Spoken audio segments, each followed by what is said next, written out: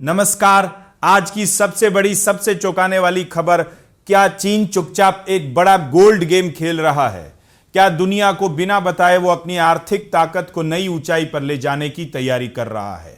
अगर आप gold, silver या ग्लोबल मार्केट को समझना चाहते हैं तो इस खबर को अंत तक जरूर देखिए, क्योंकि आज का एक्सप्लेनर आपके सोचने का नजरिया बदल सकता है। दुनिया जहां हर दिन बड़े ऐलान और तेज फैसलों में उलझी हुई है, वही चीन एकदम खामोशी से अपनी चाल चल रहा है।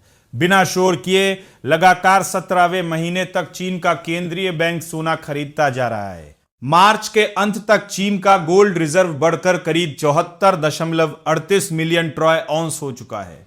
फरवरी में यह करीब 74.22 मिलियन था।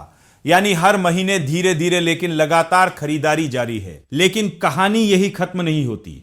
असली ट्विस्ट यहां आता है, एक तरफ चीन का सोने का भंडार बढ़ रहा है, वहीं दूसरी तरफ उसकी कुल वैल्यू घट गई है।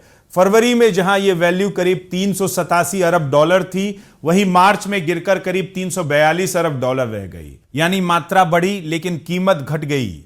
और यही इस पूरी कहानी को दिलचस्प बनाता है।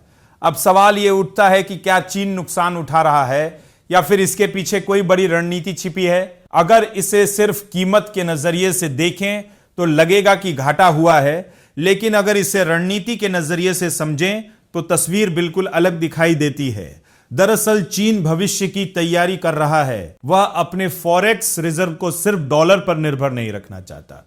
दुनिया में जिस तरह से जियोपॉलिटिकल तनाव बढ़ रहे हैं, चाहे वो अमेरिका की नीतियां हो या मिडिल ईस्ट के हालात, ऐसे में किसी एक करेंसी पर पूरी तरह निर्भर रहना जोखिम भरा हो सकता है।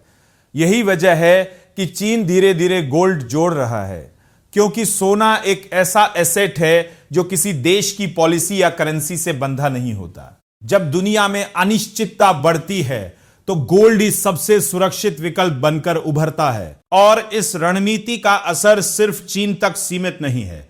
जब इतना बड़ा देश लगातार सोना खरीदता है तो इसका असर ग्लोबल मार्केट पर भी पड़ता है। गोल्ड की डिमांड मजबूत होती है और कीमतों को सपोर्ट मिलता है। यानी चीन की हर छोटी खरीदारी दुनिया के बाजार में बड़ा संकेत देती है।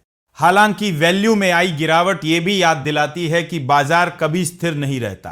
कीमतें ऊपर नीचे होती रहती हैं और उसी के साथ रिजर्व की वैल्यू भी बदलती है। लेकिन चीन की नजर आज पर नहीं, बल्कि आने वाले 5 से 10 साल पर है।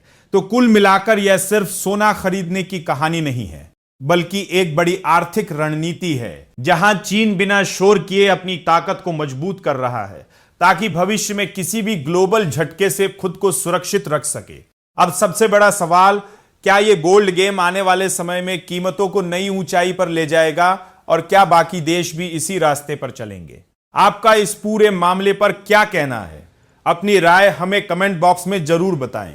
अगर आपको यह एक्सप्लेनर पसंद आया हो तो वीडियो को लाइक करें, शेयर करें और ऐसे ही गहराई वाले कंटेंट के लिए हमारे टेकनेट इंडिया चैनल को सब्सक्राइब करना बिल्कुल ना भूलें।